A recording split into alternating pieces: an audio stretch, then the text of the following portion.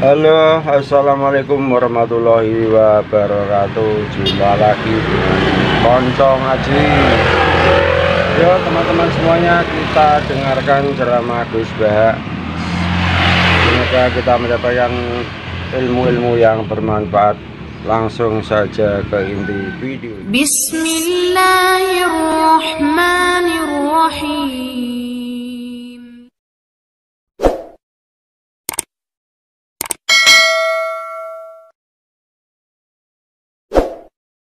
Saya beri contoh orang peminta-minta sa'il.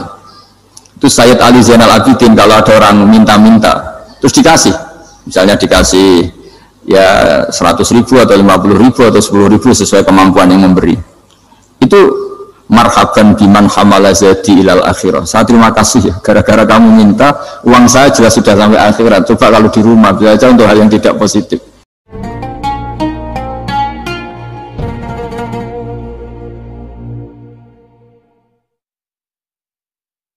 Banyak kesalahan yang kamu lakukan. Aku yang ngerti kelakuan mengaji, kadang oleh hiburan, kadang macam. Atau ngerayu pangeran, Gusti maklumi pun zaman akhir.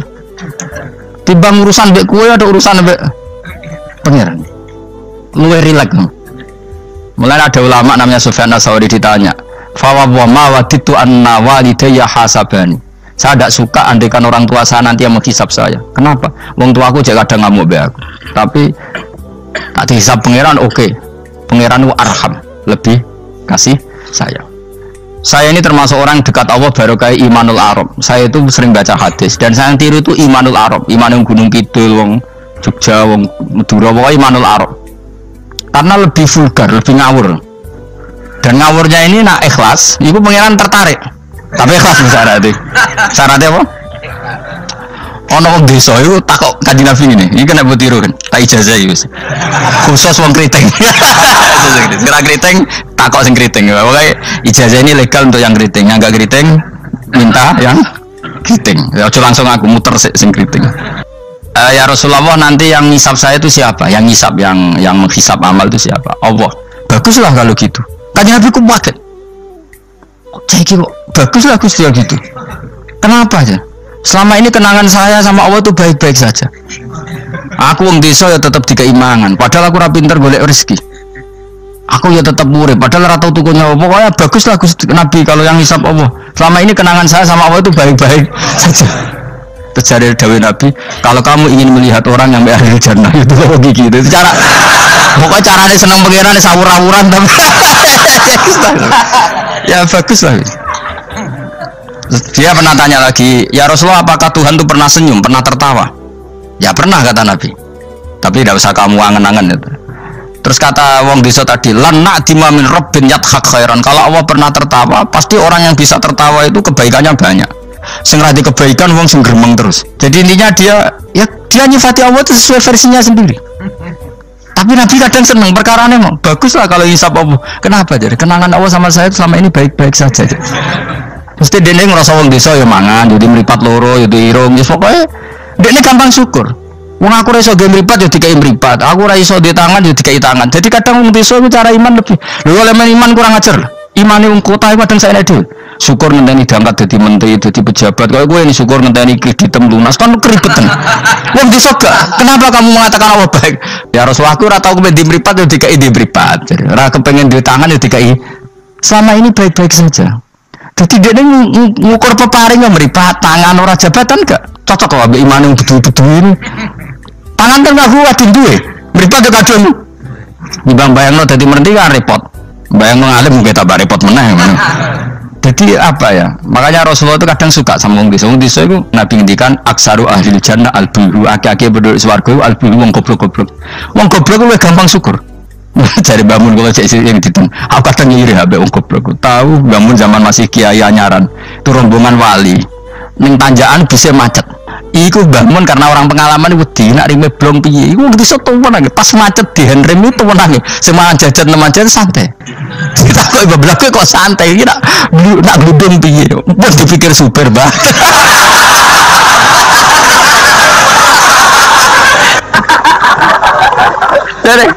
Jadi bangun. Kok enak dadi wong apa? Goblok. Kowe kadang ngiri kowe mau. Dekne ngrakuti Ka'bah, kangen Ka'bah. Uangan gue kabeh. Aku sing kepikiran. Iki kena minyak terhukum iki. Kan enak sing dadi goblok. Ada ngiri ya. Tapi tetep aku mau goblok. Mau aku tetep mau dadi goblok mau. Cuma iki cerita irine lho napa. Urip kok penak ngono. Sesuk tak takok ya. Lah kowe mikir Bang Bus warga ta dulu kan dipikir jenengan lah Gus Dinan kiai ini. Mate nombong. Mohon aku di umat kowe yo mikir. Jangan-jangan kowe swargamu ape anut aku. Mate nombong tenan.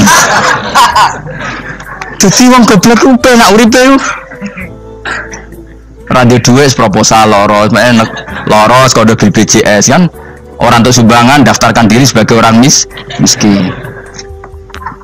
Dan kono dipikir Menteri Keuangan, pokoknya ramlarat, marat-marat no dewe kondo. Enak di, dadi goblok wong pinter. Coba wong goblok sa Indonesia itu dipikir pakar-pakar sing dokter. Saiki wong mikir basi dipikir enak di. Ayo jawab. Wono ruwapet tenanan ngentas kemis. Sing melarat sewantai ngopi rokokan. Santai. Aku cegiri betul ya. Bapak itu anggar, bapak lebih subuh kan ngaji nyemak beja-beja. Ben laku bapak. Lok wong awam ning warung-warung semeneng. Wong kok enake ngono. Marung pantes, rokokan pantes, utang yo pantes. Ngene kiai utang ra pantes, rokokan ning warung. Ra pantes. Mulane berbahagialah para orang bodoh ya udah jadi seneng lo kadang ya Allah. Lah iku nunjukno pangeran rahmate ku jembar. Sing alim ya untuk nikmat alim, sing bodoh ya untuk nikmat. Bodoh sing ngene sing bojone elek mawon aku nggak. Bojone elek ora wong ayu jen ngenes nane. Cuma ke joger ngenes di bojomu luwih ngenes di bojo kowe. Ada iku sesama ngenes ora usah saling kritik. Nampa kodok kodar napa? Nampa kodok. Ya bae kula suwun pokoke urip ning donya sing seneng. Nek iso seneng, iso seneng. Mergo seneng sifate para wali ala inna auliya Allah la khaufun 'alaihim wa lahum yahzan. Para wali itu sifat dasarnya enggak pernah rasa takut, rasa susah. Mergo susah itu tetep nak mbok terus-terus. No itu dadi ra rido mbek kodok. Kula nggih sebagai manusia kadang nggih susah. Kadang nyunyun sewu ya kadang pas ibu gerah, saya sendiri kadang kurang sehat macam-macam. Tapi aku reling ibu gerah berarti gerah aku nambahi ilangi dosa, nambahi aku hormat ngerumat ya ibadah, sing loro ya ibadah. Wis angger ngono seneng wis. Kayak aku ngurmat kowe mangkel asline. Tak ulang mulai 2000 piro kok perkembangannya ngene-ngene wae ulang. Ulang mulai 2005 coba perkembangannya piye. Iki lho seksine santri awal iki. Apa terus juban dadi kiai kan yo ora. Ora perubahane Mustafa Wero kan. Tak takok-takokno iki ya tetep ae. Kowe terus dadi khotib kan. Kan perkembangan. Cara nuruti sebagai guru mangkel. Maksud kowe sampean krungu kabar Mustafa dari Mubalek Kondang, Taruhin, tak dukun kondang kan ya ora krungu kabar. Ya ngene-ngene wae. Tapi menawa barokah didikan ikhlas sehingga ra pendek karir. Ya tapi jenenge kiai sati gede seneng ya. Ora cek urip seneng. Ngono ae ora usah ngenteni alim gemen kecewa. Boy latih seneng latih. Saya pernah baca kitab dan itu tak kenang betul. Adat yang dibikin Allah pasti lebih baik dari bayangan Anda. Terus ning kitab itu contohnya ini. Umumnya orang kalau kaya kan temannya banyak. Ketika miskin teman-temannya itu menghilang atau menghindar. Itu kata kitab itu tuh bagus. Adat begitu itu bagus. Allah bikin adat itu tuh berkah. Coba kalau kamu temannya orang kaya-kaya, ketika kamu miskin teman kamu tetap dolan. Pasiku kue beca, pasiku kue buruh ning wong. Kayak apa malunya kita? Jadi tontonan teman-teman kita yang dulu kah? Ya. Barokahnya Allah bikin adat nak kita melarat ora ditilihi pas melarat wis ora ono sing roh. Malu lho melarat dadi delok-delokan. Ayo kowe dhisik sugih tumpakan Ferrari, geng Lamborghini atau geng Mercy, geng Alphard. Bareng ngono kowe melarat bure wong disentak-sentak mbek majikanmu. Ditilihi kancamu dhisik. Isen gak? Ayo milih ditilihi atau ora yo? Milih ora kan? Artinya Allah bikin adat nak melarat ditinggal temannya itu bagus. Nek mati wae. Selama ini orang kan gerutu, aku semarat konco lali, apik lali, ngono lho. Dong. Artinya Allah kalau bikin adat tuh nek mati wae. Wis lho kan. Bisa lho, harus digedul-gedulan tuh. Ya milih digedul-gedulan ora? Milih enggak kan? Lah milih enggak terus Allah bikin adat lalah kanca-kanca kita zaman sugih lali. Bisa anggap itu barokah. Tapi uang kadang kan enggak terima. Padahal Allah bikin adat itu dikira-kira. Tetap apa yang jadi sunnatullah itu yang terbaik. Dalam Islam senang itu sudah ibadah. Jadi di antara ibadah terbaik manusia itu senang. Jadi kalau analoginya kita dikasih rumah teman atau mertua atau guru atau siapa saja, hal paling menjengkelkan itu ya sudah dapat gratisan gerutu itu geremeng. Nah ini kita sudah pakai buminya Allah itu gratis, pakai airnya ya gratis, pakai oksigen ya gratis, kok masih gerutu, itu sudah jadi hamba yang nggak bener itu. Jadi bayangkan kalau kita pakai oksigen bayar, pakai buminya bayar, pakai airnya bayar semua, kayaknya kita tidak mampu membayar. Dan kita sama Allah hanya disuruh ikrar, disuruh sujud. Pentingnya ilmu satu bahwa itu akan menjadikan satu perilaku. Misalnya begini ya, dulu itu kiai-kiai Jawa zaman dulu itu berpatokan karena dulu pemerintahan Hindia Belanda, seorang lagi masih pemerintahan Hindia Belanda. Itu dalil yang sering diutarakan itu sebaik-baiknya Umar itu yang datang ke ulama, terus sejelek-jeleknya ulama itu yang datang ke Umar. Tapi semenjak pemerintahan Indonesia dan kemudian ditandai beberapa tokoh kayak Gus Wahid putra Kiai Hasyim jadi Menteri Agama, ada Gus Wahid putra Kiai Wahab juga jadi Menteri Agama, ada Kiai Fathur Rahman keluarga Mbah Maimun, keluarga Sarang juga pernah jadi Menteri Agama. Kemudian bersamaan dengan itu dibangunlah satu pegangan ilmu. Pegangan ilmu ini penting karena ini yang mengilhami semua orang Islam, terutama ya utamanya ulamanya. Ada seorang ustadz, seorang guru ngaji yang karena melihat rata-rata penguasa itu zalim ya, datang ke Harun ar-Rasyid. Ini perlu disemak, datang ke Khalifatullah atau Amirul Mukminin Harun ar-Rasyid. Karena beliau seorang raja tentu terduga lah, atau ya umumnya atau gimana lah istilahnya, itu ya rata-rata ya agak seenaknya, namanya raja, namanya penguasa. Ini dalam pikiran ustadz itu tidak mesti dalam fakta. Kemudian si ustadz itu matur, ya Amirul Mukminin, inni nasihun lak famusyaddidun alaika fala tajidanna fi nafsika syai'an. Saya ini mau nasihati anda, kemudian saya cara nasihati itu keras, tolong jangan dimasukkan hati. Dia bilang famsyaddidun alaika, saya nanti kalau nasihat itu keras sekali, tolong dimaklumi karena ini penting, karena anda harus dinasihati secara keras. Tapi sebelum nasihat itu diutarakan, kata Harun ar-Rasyid, karena beliau Bani Abbas dan beliau orang alim termasuk muridnya Imam Malik, kata Harun ar-Rasyid, uskut, kamu diam Ustaz. Inna Allaha ta'ala arsala man huwa khairun minka ila man huwa syarrun minni wa ma'adzalika yaqulu Allahu ta'ala faqura lahu qawlan layyinan la'allahu yatadzakkaru aw yakhsha. Jadi ini sekaligus etika dan norma ya bagi semua dai di Indonesia dan semua kita. Wahai Ustadz, kamu diam. Allah Ta'ala itu mengutus orang yang lebih baik ketimbang kamu, yaitu Nabi Musa, ke orang yang lebih jelek ketimbang saya, yaitu ke Fir'aun. Itu saja harus pakai etika, faqula lahu qawlan layyinan, kamu harus ngomong yang halus.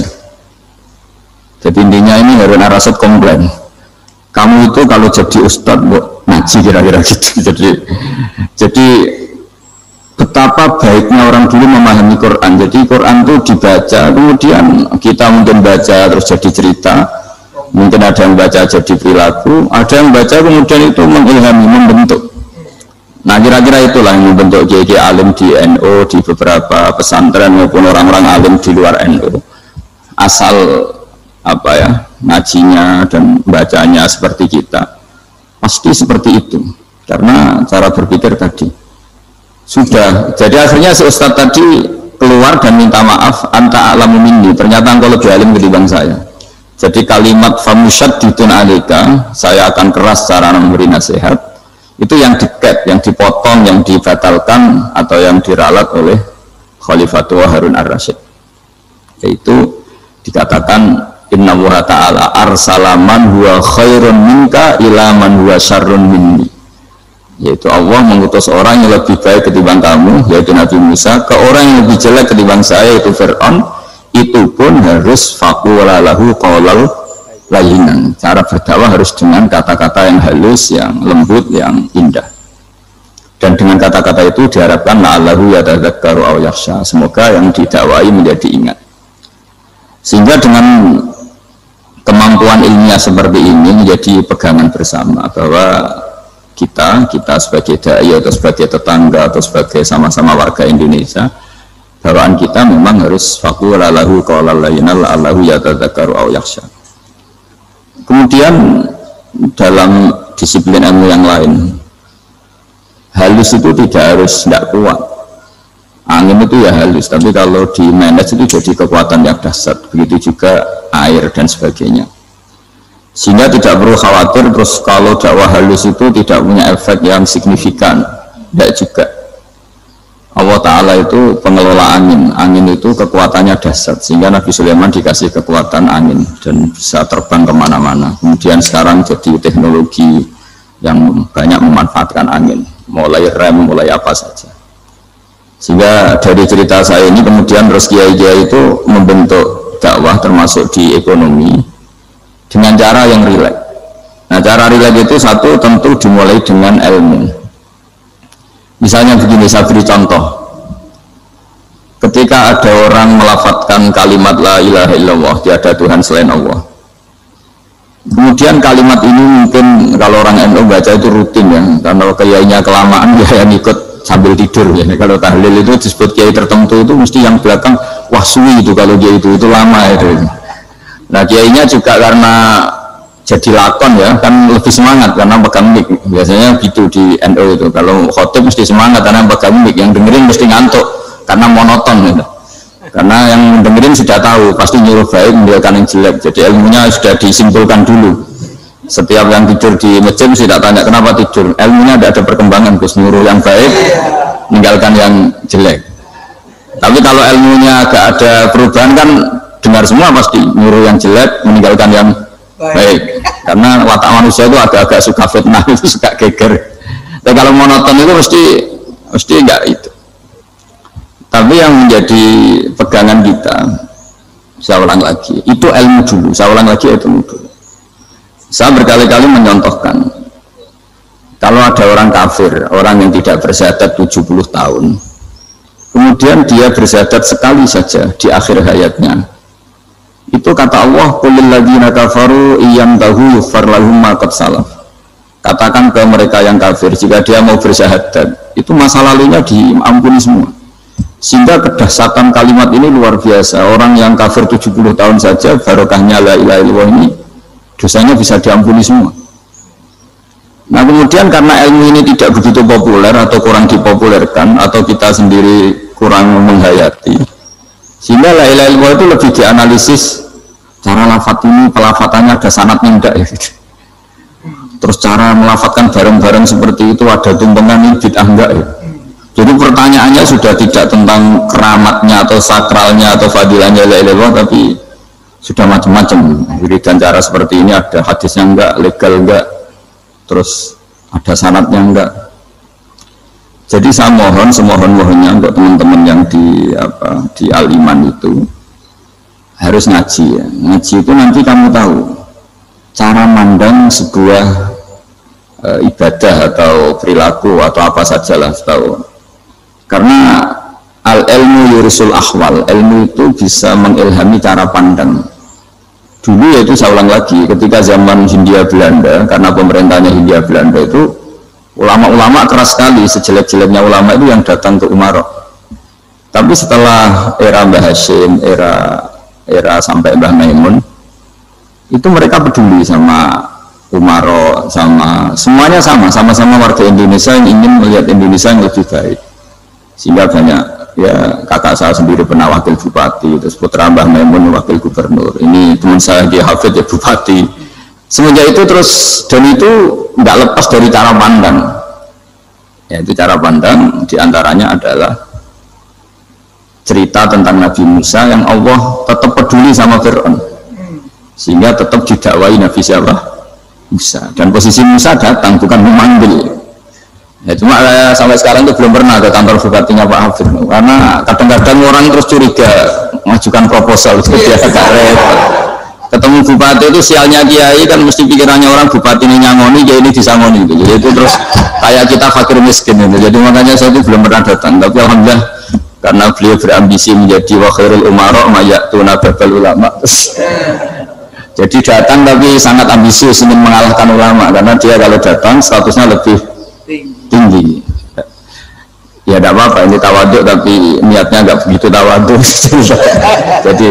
Jadi saya sering ke Jakarta tapi ya tadi jarang ya, biasanya mengantarkan waktu hanya pas saja, tidak kurang tidak lebih. Biasanya ngajar di pondoknya Pak Kures itu di Baitul Quran ya, hanya ngajar santri-santri itu. Nah, jadi pemahaman Quran dulu itu kata Imam Ghazali itu membaca Quran itu membaca, bukan bercerita. Kalau kamu membaca seperti ini, kunta qori'an, kamu pembaca. Pembaca itu yang mengambil pelajaran. Tapi kalau kamu hanya cerita, itu namanya kunta hakian. Sebenarnya Anda tidak membaca Quran, tukang cerita. Misalnya tadi, cerita Nabi Musa datang ke Fir'aun. Itu kalau kamu hanya cerita, wah dulu itu ada orang namanya Fir'aun, didakwai Nabi yang namanya Musa. Ya namanya tukang cerita. Kalau kamu pembaca tidak gitu. Betapa baiknya Allah, orang sengawur Fir'aun saja ininya Allah masih ingin diselamatkan dengan mengutus Nabi Musa kekasihnya. Itu namanya kunta qori'an, kamu pembaca betul, bukan kunta hakian, kamu tukang cerita. Begitu juga seterusnya tentang Quran, ayat-ayat seterusnya.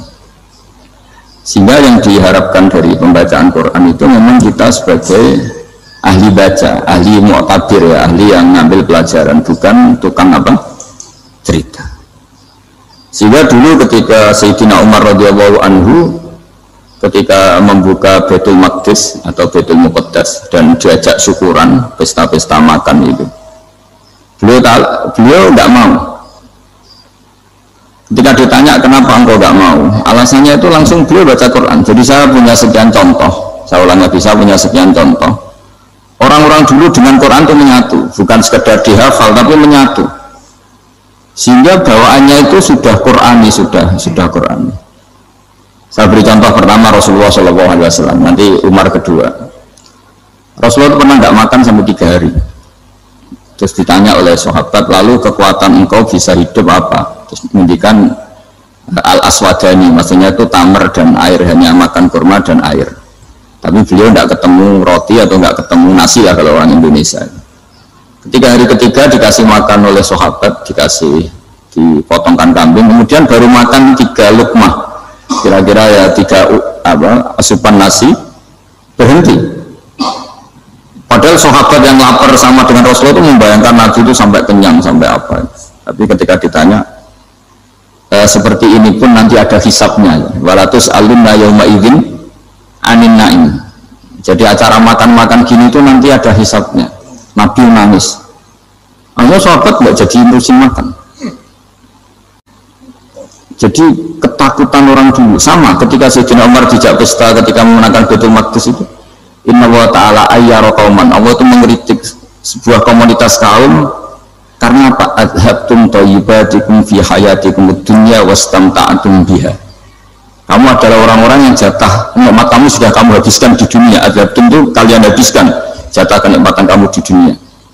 Wastamta'tum biha, kamu di dunia sudah berpuas-puas. Maka jatah Anda sekarang di akhirat habis. Sehingga Sayyidina Umar tidak mau pesta-pesta karena takut jatah nikmatnya habis.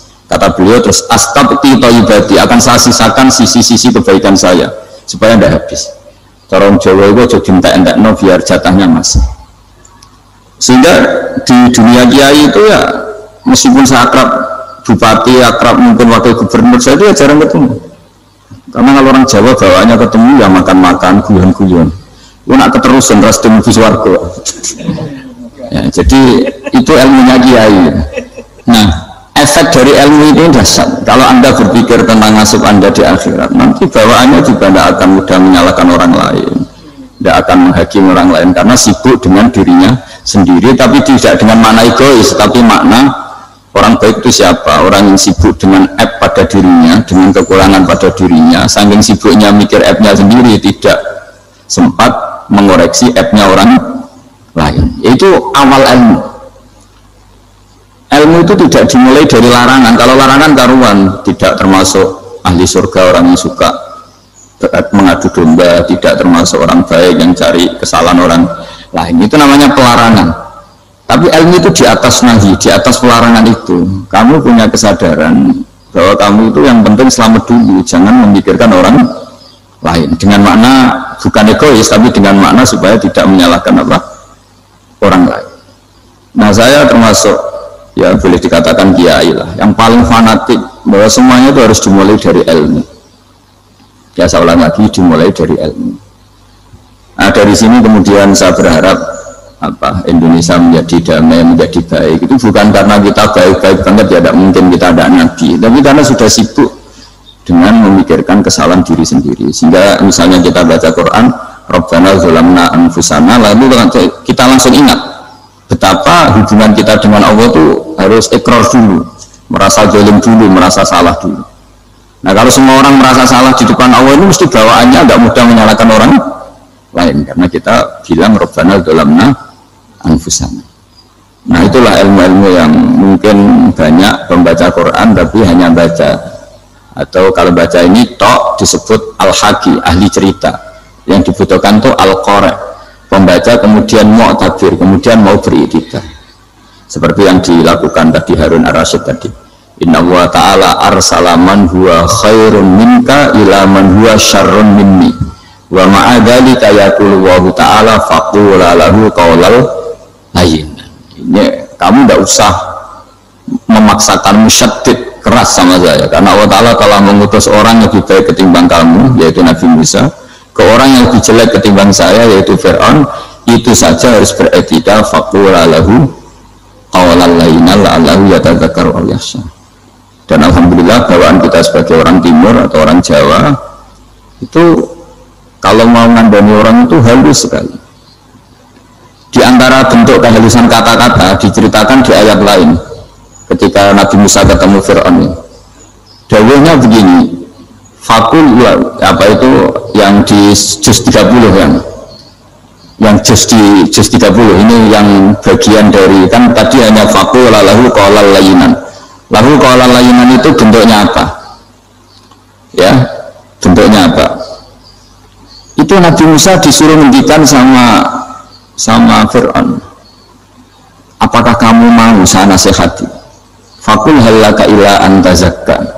Halaka itu pilihan, hal itu istifham, laka itu otoritatif. Jadi betapa sampainya kalimat itu, fakul halaka ila antazakka. Jadi kalau dimaknani model Pak Hafid, model saya ngaji di sarang itu, halaka onoto iku kedue sira, berhak bagi kamu, berhak bagi anda, apakah anda berhak loh mendapat nasihat supaya anda jadi orang yang lebih baik. Halaka ila antazakka. Jadi tidak kalimat perintah, tapi kalimat pilihan. Apa engkau mau saya beri nasihat? Wahdiyaka ila rabbika fatakhsha. Dan saya beritahu kamu tentang Tuhan, dan kemudian kamu menjadi orang yang baik, fatakhsha, orang yang punya khasyah, punya. Jadi kayak apa kalimatnya itu? Napa jenengan kersa? Itu kalau orang Jogja, orang-orang daerah-daerah yang berada, ibu tamu itu kan, ayo makan-makan, itu kan kayak tamunya itu kelaparan. Masa Pak Yusuf Mansur kelaparan? Tidak mungkin kan? Masa Ustaz terkenal kelaparan? Itu tidak mungkin gitu. Mungkin, apa jenengan ngersakno? Karena saja tamunya itu tidak kersa, mungkin karena darah tinggi, mungkin karena takut dianggap fakir miskin, macam-macam kan orang enggak. Itu kalimatnya itu halaka ila antazakka. Kayak apa indahnya dakwah? Halaka ila antazakka itu ada kata laka itu terserah jenengan mau enggak? Wa ahdiyaka ila rabbika fatakhsha. Nah, itu yang disebut membaca. Kunta qori'an marhagian, anda benar-benar membaca Quran, bukan sekadar pencerita. Ya karena saya kiai, jadi kalau dia itu kan ingatnya sama Allah aja, kalau sama manusia itu rontok-rontok lali gitu. Itu bukan memaksa, ya memang lupa. Sejauh mana sih pentingnya manusia, kan nggak penting cara ilmu tasawuf itu. Tapi karena ini titipan Rasulullah SAW terus menjadi penting kan. Dititipi umat ya jenengan itu. Ya sudah ngaji ngatur dia ribet itu. Kiai ini biasa ngaji kan, kiainya yang ngatur, santri ini enggak. Pak Yai ngaji tanggal ini jam ini. Itu kan mengabaikan semua aktivitas kiai. Padahal jam ini mungkin saya punya jam. Mungkin jalan-jalan atau ngaji atau mutolaah atau munajat. Gara-gara Pak Zakaria ini mesti Mas Tamam ini yang provokasi. Harus ngaji di jam ini, tema ini. Saya itu kalau ngaji ditentukan tema itu, ini memang saya agak keras di bab ini. Itu kayak ibarat gini loh. Saya ini dokter, kemudian ada orang yang sakitnya itu jantung, terus bilang ke saya, Pak dokter sembuhkan pukul saya. Yang penyakit ekstrimnya itu jantung, kok bila disembuhkan apa? Pukul. Kan gak penting, sembuh tidak sembuh, pukul itu kan gak penting. Jerawat itu. Kiai itu tahu kesalahan paling fatal manusia itu akidah. Tapi kadang-kadang mintanya ilmu yang tidak akidah, yang gak penting. Jadi kadang-kadang kiai itu ya diguru betul kalau di Indonesia. Misalnya ini tidak nyindir loh, memang marah betul ya kalau di bab seperti ini. Tapi ini biar jadi ilmu masif, ilmu yang general. Saya ulang lagi ya, Anda jadi dokter, tahu pasien Anda ini penyakit jantung kronis atau sudah fatal lah sudah. Terus orang itu bilang, Pak Yai, itu Pak dokter, tolong obati kulit saya supaya tidak jerawatan. Kamu bilang ini orang aneh enggak? Aneh kan? Nah, kiai juga gitu. Saya sering itu ada orang mau haji, Gus doain saya jadi haji mabrur. Pernah belajar haji Pak? Jarang Mas. Mungkin enggak, orang belum belajar nyupir, terus kemudian minta didoain, Gus saya mau nyupir, doain selamat. Nyupir aja nggak bisa kok minta doa selamat. Harusnya mintanya kan belajar dulu baru minta doa. Tapi kali ini aliman bener, ngajaknya akidah dulu, ahli sunnah kan. Nah, itu bener, karena akidah itu hal yang prinsip, memang harus. Kalau kebetulan nggak bener, taruh visi betul. Untungnya kalau temanya bener. Jadi saya mohon ke seluruh orang-orang yang mau ngaji ke kiai itu, tema itu biar yang milih kiai supaya tahu prioritas yang harus benahin. Jangan tema yang kita yang milih, jangan-jangan tema yang kita pilih itu tidak mendesak atau tidak penting. Ini bukan apa-apa, ini saking ingin baik saya ya, keinginan baik saya supaya dulu zaman sahabat ya gitu.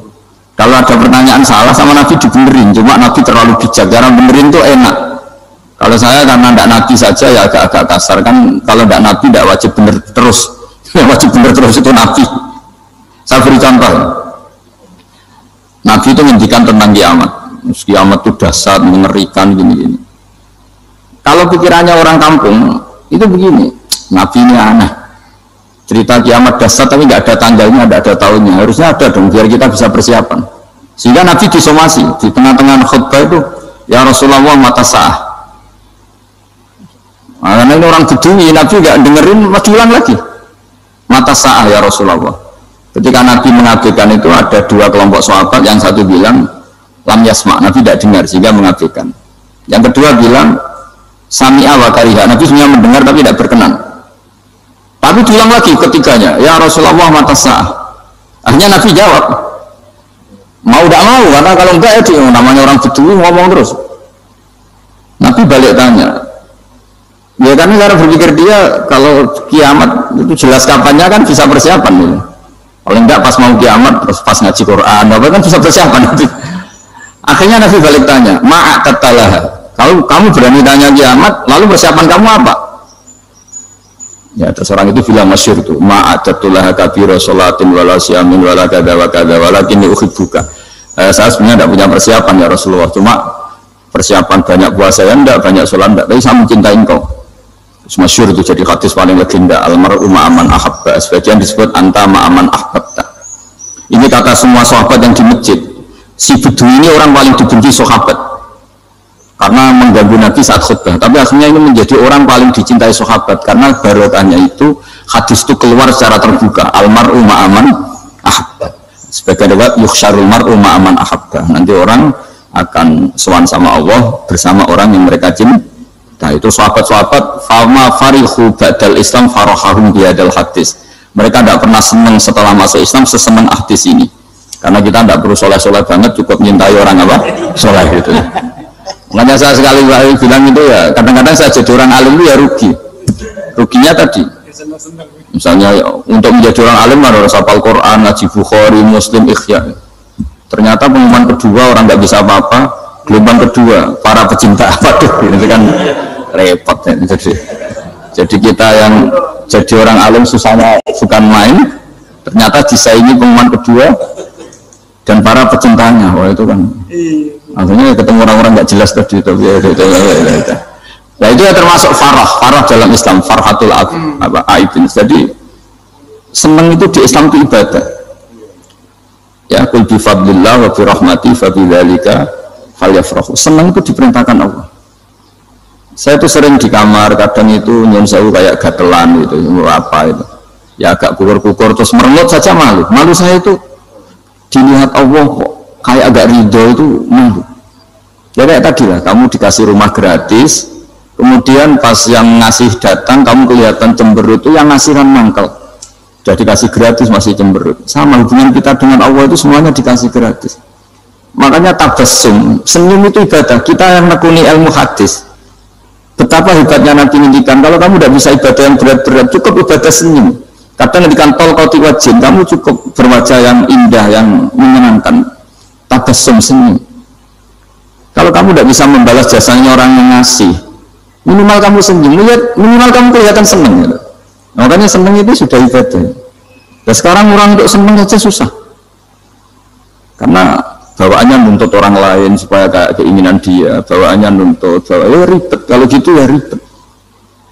Makanya saya bilang al ilmu yurisul ahwal. Ilmu itu diperkuat. Nanti yurisul ahwal. Ilmu itu akan membentuk Anda. Dulu beberapa raja itu ya mau luhur karena jadi raja, punya apa saja. Tapi punya penasihat ulama itu ya nasihat itu sederhana. Ada seorang raja tanya ke kiai, gimana dengan semua kerajaan saya? Wah, padahal dia punya apa saja. Jenengan miskin sekali, itu kerajaan seluas ini. Kok bisa ya? Terus ditanya sama si ulama tadi. Andaikan Anda di padang pasir, kemudian kalau tidak minum segelas air itu mati. Apakah Anda akan membeli segelas air ini dengan semua kerajaan Anda? Oh iya, pasti apapun saya lakukan untuk mendapat satu gelas air. Terus la tafrah bimulkin la yusawi syarbata ma'in. Kamu jangan bangga dengan kerajaan yang nilainya itu enggak sebanding dengan segelas apa? Air. Akhirnya raja itu mikir, saya tidak jadi raja bisa hidup. Tapi kalau enggak minum air mati. Berarti penting satu gelas air. Akhirnya lama-kelamaan ngantuk kerajaan itu biasa, ternyata enggak sepenting segelas air. Ya seperti kita lah, misalnya orang nggak punya alpat itu tidak malu. Tapi kalau nggak punya celana itu malu. Kamu mau punya alpat tapi nggak punya celana? Kan nggak mau. Yaitu ilmu. Ilmu itu yurisul akhwal. Ilmu akan melahirkan satu perilaku. Jadi kalau ilmu Anda mantap, pasti syukurnya juga mantap. Gitu. Ya makanya saya termasuk kiai yang selalu mendorong pentingnya ilmu. Bahkan kata Sufyan As-Tsauri ngendikan saking pentingnya ilmu ada kata fa'lam annahu la ilaha illallah, dimulai kata fa'lam. Dan saking pentingnya ilmu itu setiap nabi itu status permanennya itu hanya satu, mengajar. Rabbana wab'ats fihim rasulan minhum yatlu 'alaihim ayatik, membacakan ayat-ayat Allah sampai wa yu'allimuhumul kitab, mengajarkan kitab wal hikmah. Bahkan Allah sendiri wasofa dzatahul 'aliyah bi annahu al-muallim. Yaitu Allah ngendikan Ar-Rahman wa 'allamal Qur'an. Jadi betapa hebatnya pengajar. Allah sendiri mensifati dirinya itu Ar-Rahman wa 'allamal Qur'an. Allah itu Maha Rahman yang mengajarkan Quran. Di surat Iqra juga disebutkan Iqra wa rabbukal akram allazi 'allama bil qalam. Jadi Allah mensifati dirinya sebagai pengajar. Kayak apa pentingnya mengajar? Karena al-ilmu yurisul ahwal. Ilmu ini melahirkan satu sikap. Pernah ada orang hartanya itu habis karena ngobati ibunya. Terus datang ke saya, dia sumpek karena hartanya habis ngobati ibunya. Terus dia bilang, Gus saya ini sekarang sudah miskin karena ibu saya sakit dan harta saya habis untuk ngobati ibu saya. Terus tak guyoni sama saya. Kon kepen pinter apa kepen goblok? Kepen pinter Gus. Ingin pinter apa ingin goblok? Katanya ingin pinter. Kalau ingin pinter biasanya jangan gitu. Harta kamu itu masih di akhirat karena habis untuk ngobati ibu. Bayangkan kalau habis untuk maksiat itu habis betul. Terus dia mulai syukur. Alhamdulillah Gus, harta saya habis secara heroik karena untuk mengobati apa ibu. Sudah pinter dia. Akhirnya miskin sampai sekarang ya tetap pede saja karena masih punya tabungan di akhirat. Dan itu saya terinspirasi oleh ilmu juga. Jadi dulu Sayyidah Aisyah itu pernah nyimpan sepotong daging kambing, disimpan untuk dimakan beliau, karena beliau mau iftar ya, mau buka atau apa. Singkat cerita, karena bawaan keluarga Nabi itu sakhok, ada orang minta dikasihkan. Suatu saat akhirnya kan habis, terus Nabi tanya, yang daging tadi di mana? Habis. Terus Nabi cara menjelaskan itu indah sekali. Harta kamu itu baju yang kamu pakai nanti ya rusak, yang kamu makan nanti ya ke WC. Wa tasaddaqta fa abqaita. Memang di semua riwayat itu pakai dhamir mukhatab mudzakkar, meskipun asal usul riwayat itu untuk Sayyidah Aisyah, karena untuk umum.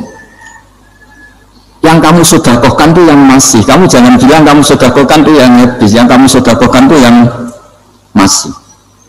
Misalnya saya punya uang 1 miliar misalnya, terus pernah tak sedekahkan ke fakir miskin atau ke kiai atau ke pondok 100 juta, itu yang mesti masih, karena kadang di luar kekuasaan kita, kadang lillahi ta'ala. Justru yang masih itu yang potensi nanti untuk hal-hal yang kurang positif. Semenjak itu orang sedekah itu begitu entengnya, karena itu yang masih. Ya tapi tentu sarannya yang tepat ya. Saya sekarang sering kampanye sedekah tepat, karena misalnya sering saya itu didatangi orang kaya, ke saya ini punya uang banyak, ingin punya masjid biar dipakai orang Jumatan. Terus saya bilang, kamu menjadi orang baik betul apa baik versi Anda? Baik betul Gus. Tak ajarin mau, nggak tersinggung, mau Gus. Kalau Anda bikin masjid di kampung Anda, masjid terbaik di dunia sekalipun, yang bingung saya ahli fikih. Kok bisa? Kan terjadi 2 Jumatan, nanti sahnya yang mana? Kamu enak aja bikin masjid ya? Kamu bikin masalah baru bagi fikih di daerah kamu. Belum nanti orang terus migrasi ke masjid Anda karena lebih baik, koriknya lebih baik. Kamu membunuh masjid yang lebih tua, itu nggak sopan sekali, masjid itu sudah lebih tua kamu. Akhirnya mikir, nggak usah tuh sekali gitu, sudah apa saja yang penting perintah jenengan gimana. Ya sih. Jadi sedekah itu juga harus dibina supaya kalau orang kan bisa saja kan uang 100 juta itu untuk fakir miskin manfaat, ternyata untuk masjid yang sifatnya aksesoris, untuk lampu yang kristal yang mahal-mahal, bukan yang pokok. Itu pentingnya ngaji ya. Jadi lagi-lagi al-ilmu yurisul ahwal. Ilmu itu melahirkan satu sikap. Jadi ketika ada masjid baru, kalau orang nggak bisa ngaji fikih, wow ada masjid baru, masjid banyak. Tapi kalau yang ngaji fikih ngerti, ini malah ada masalah baru karena ada ta'dudul Jumatan. Gimana hukumnya 2 Jumatan dalam kondisi yang tidak mendesak? Makanya sekarang saya baru kampanye itu. Dulu itu kalau ada masjid banyak itu kan faktornya beda ormas, beda pemahaman atau agak jauh, masih hukum sosial atau bawaan kondisi. Misalnya di dekat UGM itu ada masjid kampung pertama, bawaan masjid karena ada kantor besar, atau bawaan ada pabrik besar, atau ada sekolahan besar. Nah sekarang itu ada pertanyaan baru, ada masjid baru karena ada orang kaya ingin bikin masjid, itu gimana itu hukum? Nah, tapi kalau orang tidak nekuni fikih itu ya langsung wah bagus untuk bangun masjid. Bagus dia jadi sing kangelan memfikihkan tadi. Nah itu ilmu. Jadi kalau yang tidak nekuni fikih itu ya tidak tersiksa, tapi yang nekuni fikih itu pasti tersiksa karena seperti itu tadi. Ya jadi saya mohon di antara cara kita dakwah secara damai itu dimulai dari Rabbana zalamna anfusana, itu dipakai Nabi, di redaksinya diganti dengan makna supaya kita per individu matur Allah, apa ini zalam tu nafsi dzulman kabiran kafiran. Nah bawaannya orang mengaku zalim, mengaku salah itu kan sudah tidak sempat mikir salahnya orang apa lain, dan dari sini kemudian dia jadi orang yang tawadhu, yang ubudiyah, yang macam-macam, sehingga Nabi itu bukan dianggap ya, pasti penjelas terbaik. Terus Allah meredaksikan wa ma tuqaddimu li anfusikum min khairin tajiduhu indallah, apa saja kebaikan yang kamu sudah berikan untuk Allah sampai akhirat itu ya pasti kamu temukan di akhirat. Terus yang terakhir saya beri contoh orang peminta-minta, sa'il. Itu Sayyid Ali Zainal Abidin, kalau ada orang minta-minta terus dikasih, misalnya dikasih ya 100.000 atau 50.000 atau 10.000 sesuai kemampuan yang memberi, itu marhaban biman hamala zadi ilal akhirah, saya terima kasih ya gara-gara kamu minta uang saya jelas sudah sampai akhirat. Coba kalau di rumah belajar untuk hal yang tidak positif. Jadi bawaannya itu cara pandang itu rubah. Jadinya kalau kita ngasih uang di masjid ngasih kiai atau ngasih fakir miskin. Ya uang itu yang masih, bukan yang habis. Itu watasodak kata fa'abqaita, yang kamu berikan tuh hakikatnya yang masih. Karena sudah ada kamu otak-atik lagi, makanya disebut wakaf. Sebenarnya wakaf itu dulu secara makna lughat, saya ulangi secara lughat. Maknanya itu sudah berhenti, wakafun maknanya berhenti. Nah, sedekah itu dari kata sedekah maknanya benar. Orang yang sering sedekah berarti imannya benar.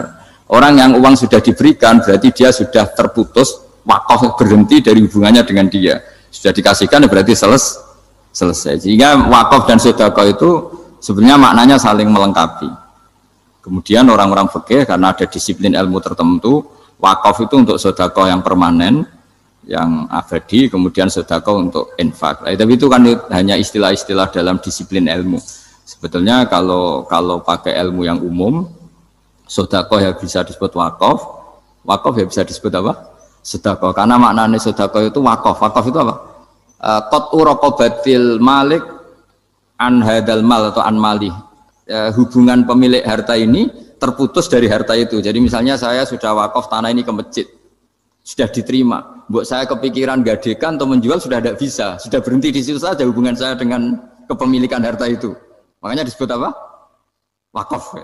Dan kalau saya wakaf berarti menunjukkan kebenaran iman saya karena sudah menafkahkan sebagian harta untuk Allah Ta'ala. Itu sodik sodak. Oke, sekian dulu, disambung di lain waktu. Sampai jumpa lagi. Assalamualaikum warahmatullahi wabarakatuh.